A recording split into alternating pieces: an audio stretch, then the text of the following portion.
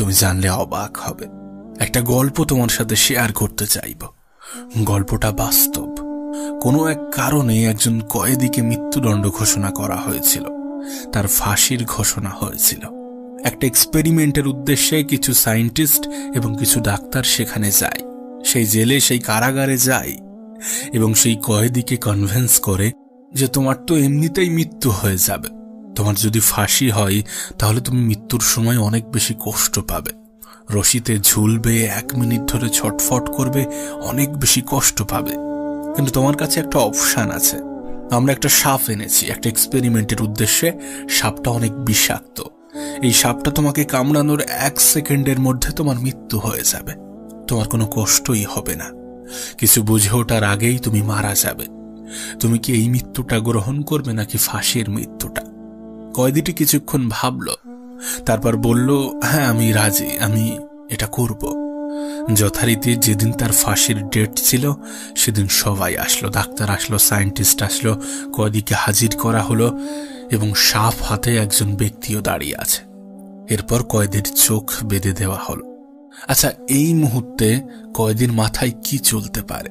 যে একটা সাপকে ছেড়ে দেওয়া হবে, সে আসবে, আমাকে কামড়াবে এবং আমি মারা যাব, এবং সে ভাবছিল যে আমি সঙ্গে সঙ্গে মারা যাব। কিন্তু ডাক্তাররা কি করলো জানো? সেই কয়েদির পায়ে শুধুমাত্র একটা সুই স্পর্শ করালো, একটা সামান্য সুই ঢোকানো হলো, আর তুমি জানলে অবাক হবে, সেই কয়েদির সঙ্গে সঙ্গে মৃত্যু হলো। এরপর যখন সেই কয়েদির ফুল বডি চেক আপ করানো হয় তখন দেখে যে তার বডিতে বিষ তৈরি হয়েছে, সাপের বিষ। অথচ সাপ তাকে কামড়ালোই না, এই সমস্ত কিছু তৈরি হয়েছে বিশ্বাস এবং নেগেটিভিটি থেকে। আর বিশ্বাস করো, এটা একটা বাস্তব ঘটনা, এটা একটা সত্য ঘটনা। এই ঘটনা তোমার সাথে কেন বললাম জানো? কারণ মানুষ যেটা বিশ্বাস করে সেটা হয়ে যায়, আর মানুষ কি হতে চাইবে, তার বিশ্বাসটা কেমন হবে, সেটা অনেকটা নির্ভর করে তার আশেপাশের মানুষগুলো কেমন।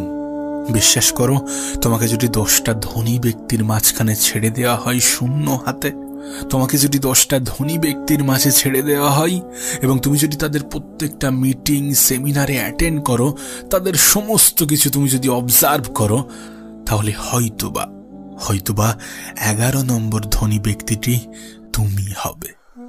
নেগেটিভিটি, নেগেটিভ চিন্তা যেমন আমাদেরকে ধ্বংস করতে পারে, ঠিক তেমনি পজিটিভিটি, পজিটিভ চিন্তা আমাদেরকে অনেক উঁচুতে নিয়ে যেতে পারে, আমাদেরকে অনেক সুখী করতে পারে, আমাদের হ্যাপিনেসকে বৃদ্ধি করতে পারে।